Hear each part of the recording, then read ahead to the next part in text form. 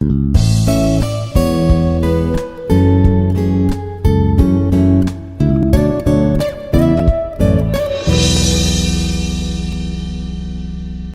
everyone, I'm Sujani, faculty in physics at Institute of Aeronautical Engineering, Hyderabad.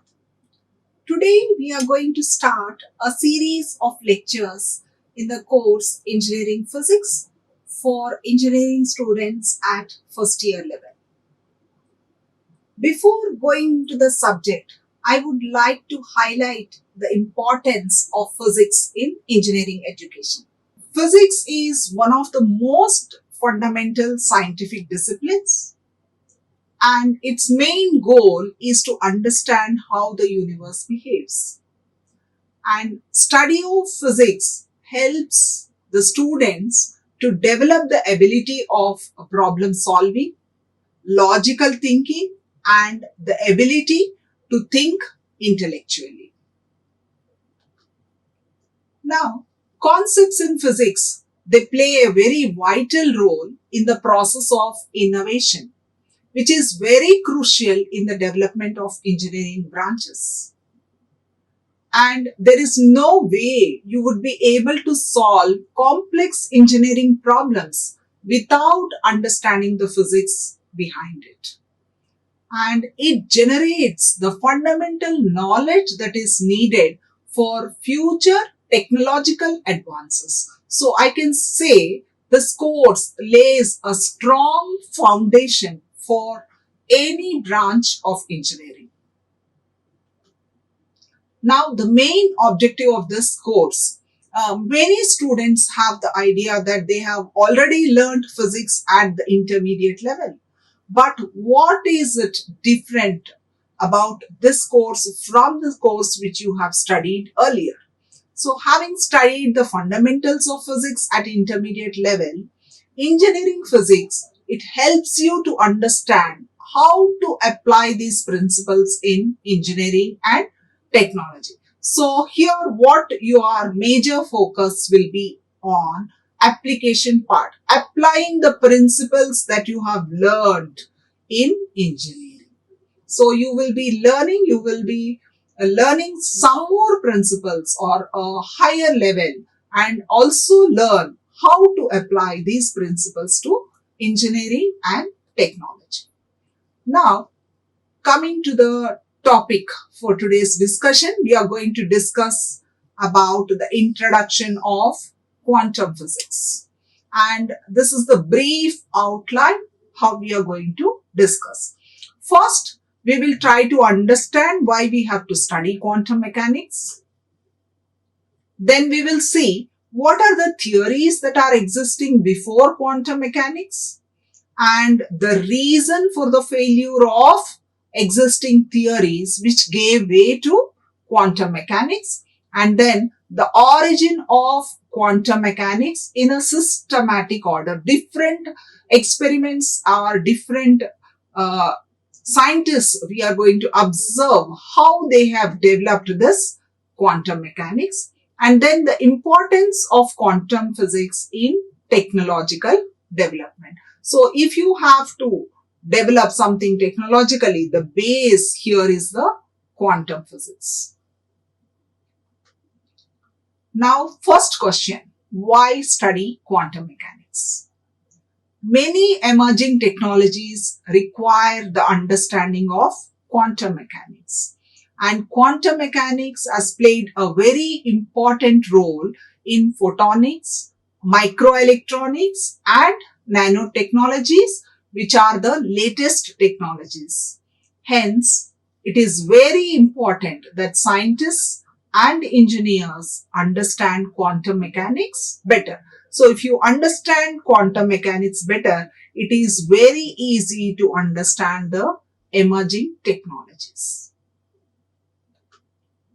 Now, quantum mechanics lays a strong foundation for several related disciplines also.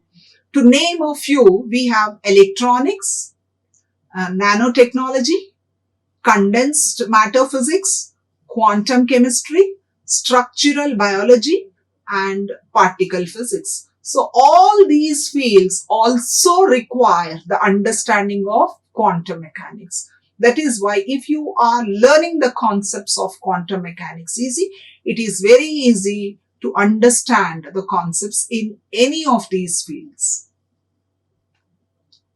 Now, what were the theories that were existing before quantum mechanics? That is, till 19th century, before the introduction of quantum theory, every phenomena that occurred in nature was explained with the help of classical physics. So we have different phenomena that occur in nature, and physics is always about the study of matter and how phenomena occur. So that is all explained with the help of classical physics. I hope you all have studied classical physics under a broad classification. What is the classification of classical physics? Classical mechanics, where you must have used all the Newton's laws of motions and all the Newtonian mechanics we say. And then thermodynamics, heat and flow of heat, which is related to that, you call it as thermodynamics. And then electromagnetism, the electric and the magnetic field theories and the Maxwell's equations all come under this electromagnetism. So in classical physics, you must have studied about classical mechanics, thermodynamics, electromagnetism. But what is happening here is this classical mechanics or the Newtonian mechanics and also the electromagnetic theory, which consists of this Maxwell's equations, can explain the macroscopic phenomena. Macro means larger in size. Macro means big. They all can explain the macroscopic phenomena such as motion of the billiard balls. Billiard balls, you can imagine the size of a billiard ball, measurable, and rocket, which is very huge. So these theories could successfully explain the macroscopic phenomena right from billiard balls to rockets. But it failed to explain the microscopic phenomena. This is the main drawback of this classical mechanics. A microscopic means of the order of 10 power minus 6. Or to put it simply, we also say it is when it is in the atomic scale, we say. When it is in the atomic scale, it is very difficult to explain such phenomena with the help of classical mechanics. Why it is difficult also we will try to understand. So it failed to explain certain phenomena when the velocity of light is very high. If the speed of the objects that are moving is very high, of the order of 10 power 8 meters per second, this is nothing but the velocity of light. If they are of the order of the velocity of light, then it becomes very difficult. And also, when the size of the object is very small, if you are taking an object whose size is very small, I told you, microscopic or atomic size, no, then also the classical theory failed to explain. So they had to explain it with a different theory. So what are the theories that we have? So when this Newtonian physics that failed to explain the microscopic phenomena, so we have a theory which we call as quantum physics. When things get small, when the things are smaller in size, microscopic or atomic in size, we use quantum physics. And when things get fast, because the classical physics failed to explain when the bodies are moving very fast. So then we use the special theory of relativity. And when they are small and fast, we use the quantum field theory. This is how the origin of the other theories have come up after the classical physics.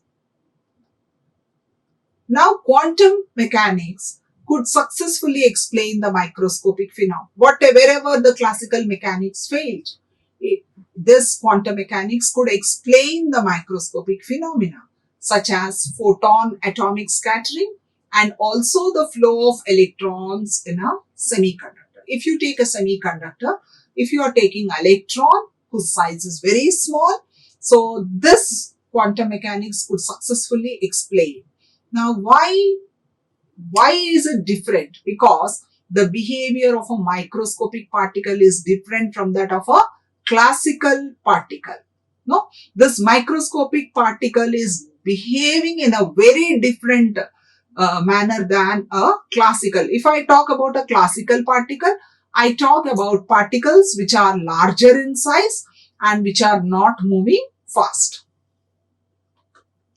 Now, these microscopic particles, how are they different? They resemble the behavior of a classical wave in some experiments. In some experiments, you see them as a wave. Okay, a wave, when I say, it is not localized in space. I can show a wave like this. I cannot point out the exact location of the particle, whether it is here or here when I am representing it by a wave. And in other experiments, it behaves as a classical particle. Classical particle means particle, when I say, it is localized in space. If I say a particle, it is a pinpoint. I can show its position very clearly, localized in space, whereas this is not localized in space. Now coming to the origin of quantum mechanics. How did quantum mechanics originate? On 14th December 1900, Max Planck, a German theoretical physicist, he published a paper which formed a base for quantum mechanics. So the base for quantum mechanics is a paper which was published by Max Planck. Even though the foundations of quantum mechanics date back to 1800, there were certain things that were done in the area of quantum mechanics, but the real beginnings of quantum mechanics date from the work of Max Planck. So only his paper became the base. That is why we consider him as the father of quantum mechanics. So who is the father of quantum mechanics? Max Planck. Now, before Planck, what were the scientists doing? They were believing that energy was on a continuous scale. So all classical physicists, they believed that energy was emitted or absorbed in a continuous scale, and they thought it was possible for an object to have any energy value on that scale. If I say it is continuous, it can have any energy on the scale. That is what the classical physicists believed. But Planck's radical hypothesis was that at subatomic level, hot objects could only emit energy in small units or packets. So this is very much contradictory to what classical physicists believed. They believed that energy is continuous. But Planck put forward his hypothesis saying that it could be emitted only in the form of small packets. So when I say packets, they are discrete. Discrete means they are not continuous. So these packets are called quanta. A single quanta, if you are talking about a single photon or a small packet of energy, the singular we say it is quantum, and in plural we say it is quanta. Quanta are small packets of energy. Now the first experiment to explain this Planck's hypothesis, that is energy is emitted in the form of small packets, is black body radiation. So let us see this experiment. So black body is a cavity such as a metal box with a small hole drilled onto it. Okay, so if you see, you can imagine this is a hollow metal box. This is a hollow metal box. This is a box. Okay, and there is a small hole here onto this box. And the inside of it, means this inside coating is all lamp black. Why we call it coat it with lamp black is because black is a good absorber. Black is good absorber. So whatever light that is incident on it, it will absorb. So we have taken a metal box, a hollow metal box, a small hole that is drilled onto it, and the inside of it is coated with lamp black. Now, the radiations that are entering the hole keep bouncing inside. So, the radiation that is coming inside from the hole is hitting here. A part of energy is absorbed because it is black. It absorbs the energy, and the remaining is reflected. Again, at this point it is bouncing, a part of energy is again absorbed and the remaining is being reflected. So there are multiple reflections inside the hollow metal box and there is a little chance of escaping. So what we can say is it is a perfect absorber. Means the light is entering, it is undergoing multiple reflections and absorption at each bounce and almost nil coming out. Then we say it is a perfect absorber. Now when this black body is heated, it would emit more radiations per unit area through the hole at a given temperature. When you are heating this black body which has absorbed all the radiations, it is giving out radiations and then you call it as a perfect emitter. So the black body, when it is at a lower temperature, it is behaving as an absorber, perfect absorber. But when you are heating it, when it is at a higher temperature than the surroundings, then it is acting as a perfect emitter. Now, what are the observations made by Planck? So, a perfect black body absorbs all radiations of all wavelengths that are incident on it. And it also emits radiations of all wavelengths because it is acting as a perfect absorber. It is a perfect emitter, so it is absorbing all radiations of all wavelengths and it is also emitting all radiations of all wavelengths. But what is happening here? When a black body is at a higher temperature than its surrounding, emission is more than absorption. This is what we need to focus on.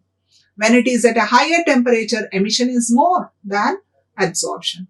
So this radiation that is emitted by the black body we call as black body radiation. So what is black body radiation? The heat radiation that is emitted by a black body is known as black body radiation. Now this radiation that is emitted by the black body varies with temperature. So we need this graph to understand, or this plot to understand how the radiation emitted by the black body varies with temperature. We have a formula for E of as a function of lambda nt, wavelength and temperature, is equal to 2hc square upon lambda power 5 into 1 upon e power hc upon lambda kt minus 1. So now you observe this plot. We are plotting wavelength versus intensity. So at different wavelengths, how the intensity of light is, and we are going to plot for different temperatures. We are going to look at it as a characteristic of temperature also, and also with the variation in wavelength. So what we are observing, the radiation that is emitted by the black body varies with temperature. Now if I see the temperature, 3000, 4000, 5000, 6000. So as the temperature increases, what is happening? The radiation that is emitted is varying. And also you observe that it is not continuous. And as the temperature increases, the intensity also increases. So at T is equal to 3000 Kelvin, this is the intensity. This is the intensity at 3000 Kelvin. When I take T is equal to 6000 Kelvin, this is the intensity. So as the temperature increases, the intensity increases. These are the inferences that are drawn from the experiment, which we are explaining with the help of this graph. Now, the intensity of radiation is maximum at a particular wavelength, lambda maximum. So where is it maximum? If you see the plot, it is not continuous. At T is equal to 3000 Kelvin, this is where we see the maximum. So it is at around 1200 we see the maximum. For T is equal to 4000 Kelvin, this is the maximum. T is equal to 5000, this is the maximum, around 700. And this is the maximum for T is equal to 600. So what you are seeing here is, as the intensity of radiation is maximum at a particular wavelength. So for T is equal to 3000, this is maximum and so on. Now with the increase in temperature, the lambda maximum decreases. What we are observing here is the lambda maximum is shifting onto the left. So as the temperature increases, the value of lambda maximum means the maximum value of lambda is shifting to the left or it decreases. Now, the area under each spectrum represents the total energy that is emitted. So if you want to find what is the energy that is emitted, so it is obtained by the area. If I find the area under the curve, this curve I take, this will be the energy that will be emitted at T is equal to 3000 Kelvin. Now, if I want to find what is the energy emitted at T is equal to 6000 Kelvin. Now, then I take the area under this curve. So, this is how we calculate the energies that are emitted. So, as the temperature increases, what we are seeing, the amount of energy that is emitted also increases. So, now, when Planck has put forward this hypothesis, the classical physicists also started thinking.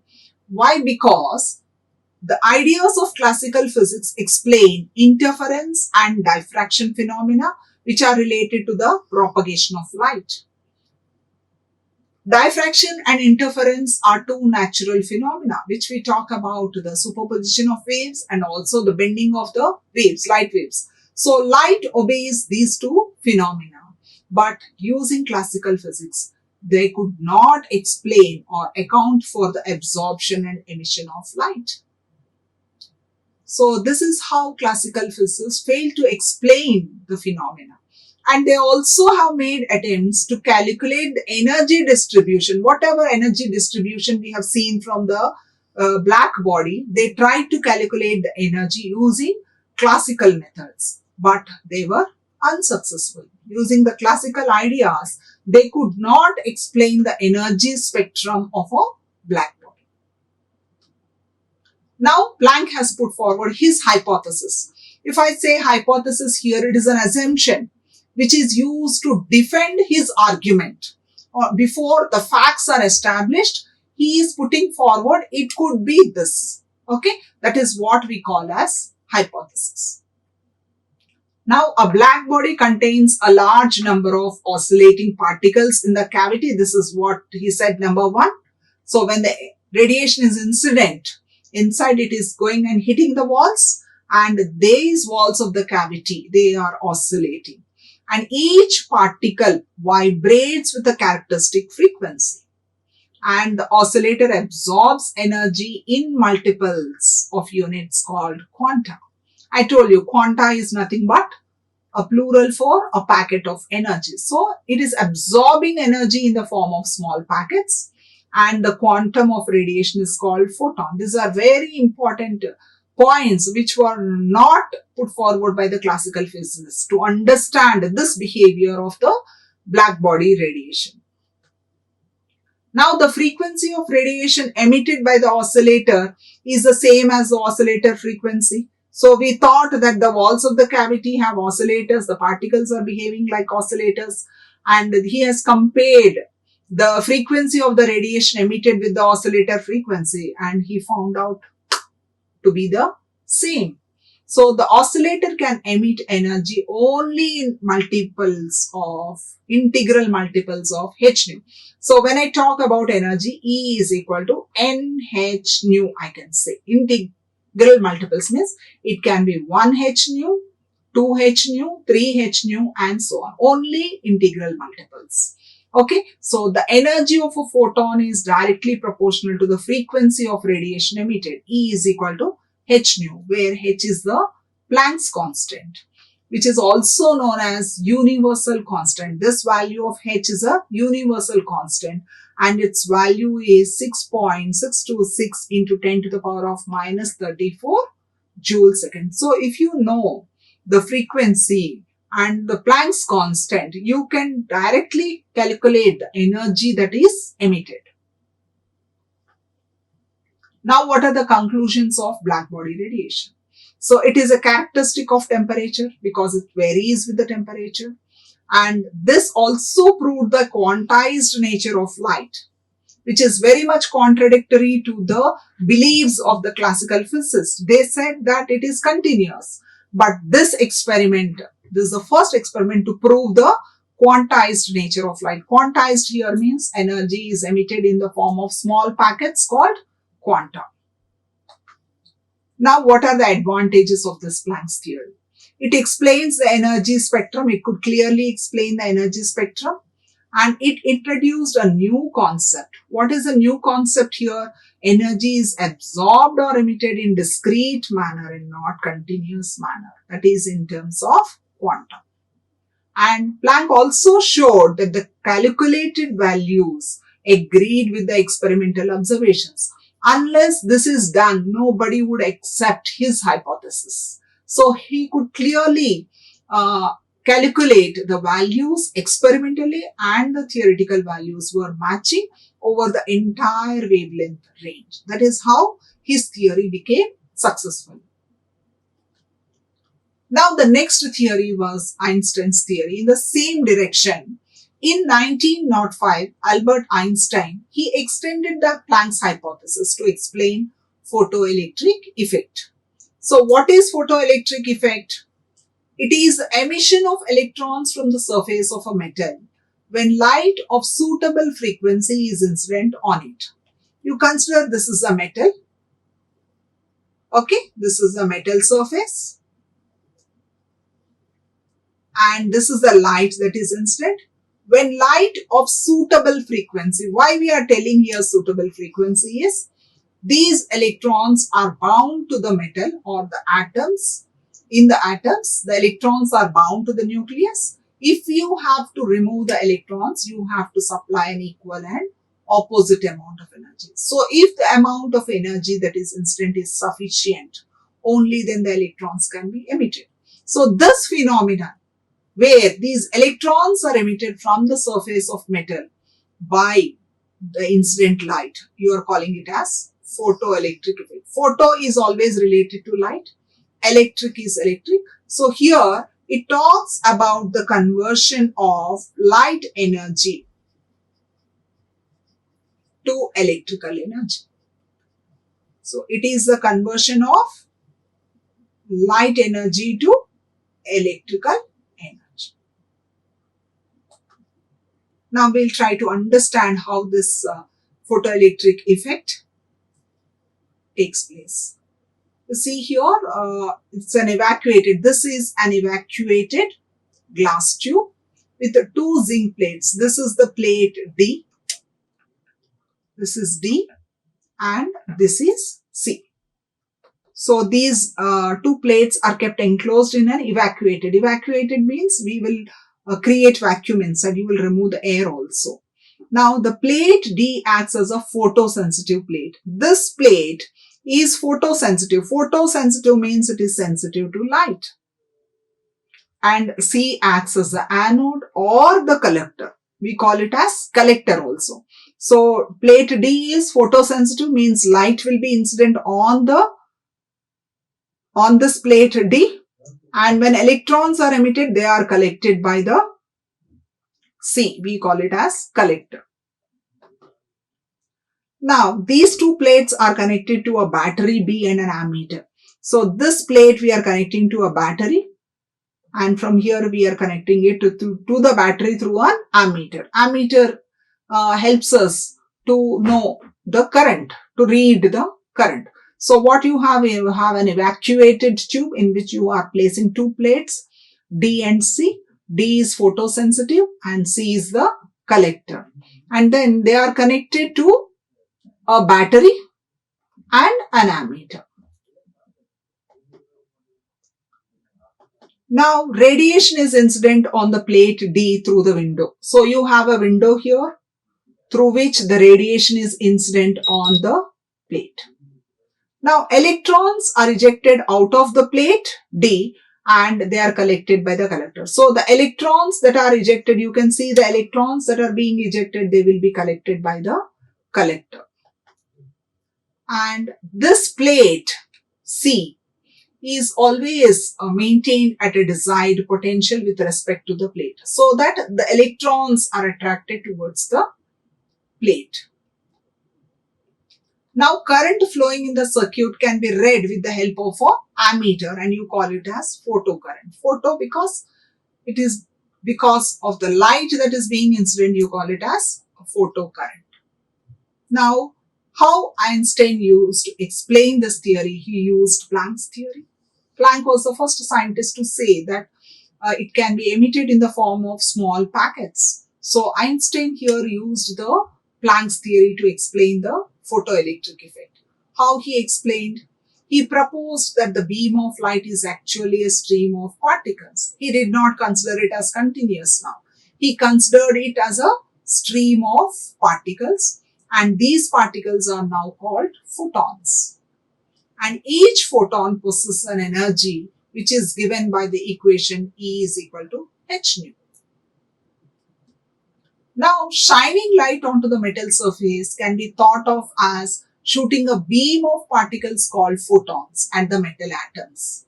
Now, these electrons that are ejected from the metal, when they are exposed to a light of minimum frequency, which we call it as the threshold frequency, the minimum frequency that is required to eject the electrons from the metal surface, we call it as threshold frequency.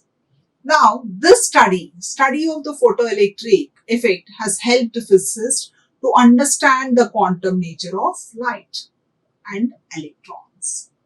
This led to the development of wave-particle duality, because there was a lot of difference when we thought of wave. A wave is not localized in space, whereas a particle is localized in space. Some phenomena can be observed as a wave phenomena and some as particle. But this is one experiment which helped the physicists to understand about wave-particle duality.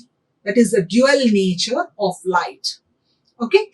So now what we define in the modern view, how do we see? We define light as a collection of one or more photons propagating through space as electromagnetic waves. So you can see the dual nature here. Photons means, I say, discrete. Yes, they are particles. Now when I say electromagnetic waves, they are continuous. So they established a relationship between the two, wave-particle nature. Now comes the Compton effect. Compton is another scientist who gave a very valuable input to this concept of particle nature of light. So convincing evidence of the particle nature of electromagnetic radiation was found in 1922, that is after Einstein. So by the American physicist Arthur Holly Compton. His full name is Arthur Holly Compton. So while investigating the scattering of X-rays, actually he was doing an experiment with X-rays, and he observed that these rays lost some energy in the scattering process and they are coming out with a decreased frequency. Okay, this is his observation. He was doing the experiment with X-rays, and when they are hitting a target, they have lost some energy and the scattering process and they are coming out with decreased frequency. Now to explain this shift in wavelength, so when there is a change in wavelength, there is a change in frequency. So he measured in the experiment, he used the Einstein's idea of light as a particle. If he has to explain the phenomena that occurred there, that is reduced in the wavelength, he used the Einstein's idea. So Einstein was using the Planck's idea, and now this scientist Compton is using the Einstein. That is how the quantum mechanics has developed. Now, quantum effect has a very important place in the history of physics, because electromagnetic radiation cannot be explained purely as a wave phenomenon. If you consider it purely as a wave, you cannot explain the electromagnetic radiation. That is why this effect has become a very important role in the history of physics. Now, quantum mechanics has proved to be one of the cornerstones in quantum mechanics, which accounts for both wave as well as particle nature of light. Next scientist who is contributing to this quantum physics is Niel Bohr. A major contribution was made by Niel Bohr of Denmark, who applied quantum hypothesis to the atomic spectra. So he is studying about the atoms and their spectra. Spectra here means the range of energies or light. So he found that the radiation from gaseous atoms at low pressure consists of discrete wavelengths. So he also connected to this concept of discrete nature. So when he was studying about the atomic spectra, he observed that the gaseous atoms at low pressure, they consist of discrete wavelengths. So what are the postulates that are given by Bohr? And these are the assumptions which we still follow. He postulated that in contrast to classical mechanics, where an infinite number of orbits are possible. So when the classical physicists has to explain the continuous nature, they said these atoms and the electrons can be in infinite number of orbits, but he is in contrast to that. He said an electron can be in only one of the discrete set of orbits, which he termed as stationary orbits. He was the first one to give the concept of stationary orbit.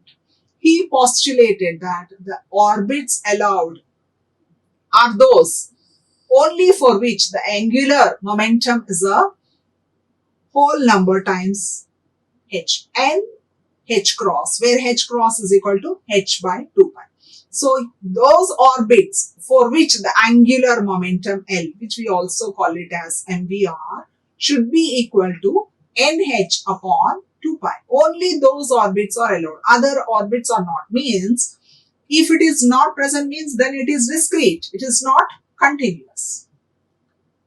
Now Bohr assumed that Newton's laws of motion, which are successful in calculating the paths of planets around the sun, can also be applied to electrons orbiting the nucleus. So he tried to bring an analogy between the force of attraction between the sun and the planets to electrons and the nucleus. How he explained is the electrostatic force of attraction between the positively charged nucleus and the negatively charged electron is analogous to the gravitational force between the sun and planet. So how are the planets revolving around the sun? There must be some force which is keeping them in their particular orbits, which we call as the gravitational force. And now when he is talking about the electrons, how they are revolving around the positively charged nucleus, there must be a force. So that could be the electrostatic force. Now, while in a stationary orbit, the atom does not give off energy. But when it makes a transition from a higher level to a lower level, quantum of energy is radiated.